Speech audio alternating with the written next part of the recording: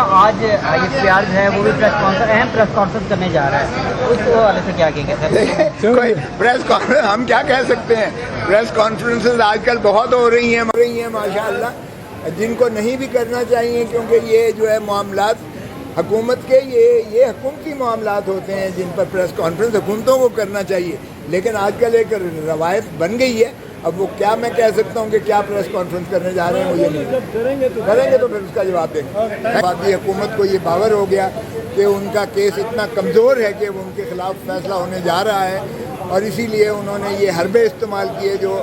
آج سے بہت پہلے سے کرتے چلے آ رہے ہیں، بینچز کی تشکیل پر اعتراض، اور اسی طرح وہ سبسٹینشیل جو ہے ایشوز کو وہ ڈورمنٹ کر کے وہ ریشوز کی تقسیم میں لگے ہوئے ہیں، اور سبسٹینشیل جسٹس سے وہ بہت زیادہ اعتراض کر رہے ہیں۔ تو آج جب باقی اس کے بعد شروعات ہوئی اور نیا بینچ بنا 6 رکنی بینچ، تو پھر اس وقت راجہ صاحب نے بحث شروعات کی، اور اس میں انہوں نے یہ باور کروا کے ثابت کر دیا کہ ایف بی علی سے لے کر اور جو لیاقت حسین سے لے کر، اور اس کے بعد جو ہے district bar association Rawal Pindi سے لے کر، اور وہ تمام احاطہ محرم علی کے کیس سے شروعات کر کے یہ باور کروایا کہ ملٹری کورٹ سرے سے عدالت ہی نہیں ہے، کورٹ ہی کی تعریف میں نہیں آتی ہے، جو آرٹیکل 175(3) میں مندرج ہے، اور جس کے بعد جو ہے جب انڈیپینڈنس آف جوڈیشری شرف افریدی کے بعد جب کیس جب علیحدہ ہوا، عدلیہ کو آزاد کر دیا گیا، مقننہ سے علیحدہ ہو گیا، ایگزیکٹو سے علیحدہ ہو گیا، انتظامیہ سے مکمل طور پر علیحدہ ہو گیا، تو اس کی حیت اور نوعیت ہی بدل گئی، کیونکہ پھر اس کے بعد سے کوئی ایسی عدالت جس کی سپروائزری جورسڈکشن، جس کی اپیلٹ جورسڈکشن، جس کی ریویژنل جورسڈکشن، جس کی انہیرنٹ جورسڈکشن عدالت عالیہ اور عدالت عظمیٰ کے تابع نہ ہو، وہ عدالت نہیں کہلا سکتی ہے آئین کے آرٹیکل 175(3) کے تحت۔ اور یہ اتنی وضاحت اور بلاغت کے ساتھ جو ہے راجہ صاحب نے عدالت کے آگے جو ہے پیش کیا، اور حوالہ جات دیے سارے، نہ صرف اپنے ملک سے بلکہ دوسری جورسڈکشن سے بھی دنیا کی، اور اس پر جو ہے انہوں نے کیا، اور اس لیے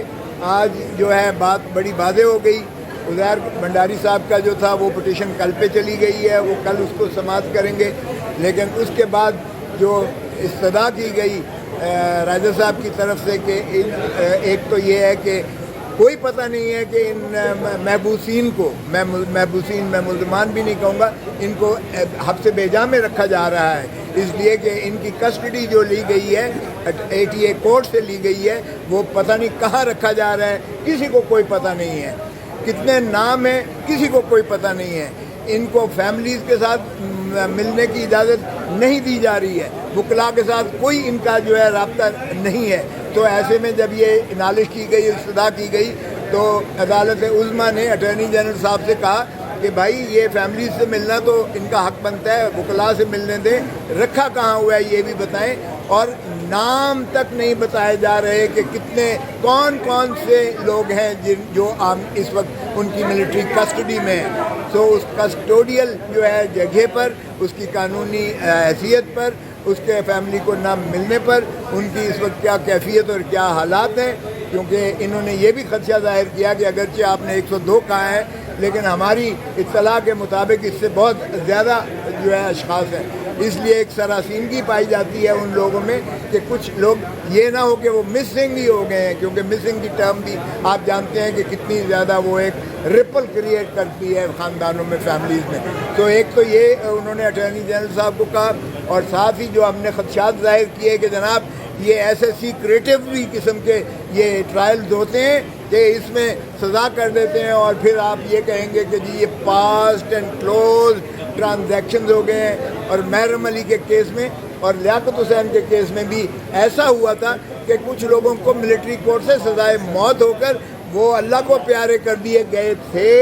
اور پھر ظاہر ہے کہ اس سماعت کا اور اس فیصلے کا ان کو کیا فائدہ ملے گا۔ تو آج عدالت عظمیٰ نے ان خدشات کی روشنی میں یہ بھی اٹارنی جنرل صاحب کو کہا کہ امید کرتے ہیں کہ آپ ٹرائلز، ملٹری کورٹس ٹرائلز سے اجتناب کریں گی. سو ایک قسم کا یہ اسٹے بھی ہو گیا کہ ملٹری کورٹس اس کی مزید سماعت نہیں کریں گی. کل اٹارنی جنرل صاحب فہرست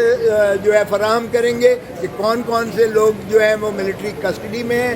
ساتھ ہی فیملیز کو ملنے کے لیے بھی وہ کل انسٹرکشنز لے کر اور وکلاء کو ملنے کے لیے بھی, اور کس جگہ پر انہیں اور کس حالت میں کس کیفیت میں رکھا گیا ہے, کیونکہ اس پہ بین الاقوامی نہ صرف قوانین بلکہ انسانی حقوق کی بھی تنظیموں کو بہت زیادہ اس میں تحفظات کا سامنا ہے. بہت مہربانی.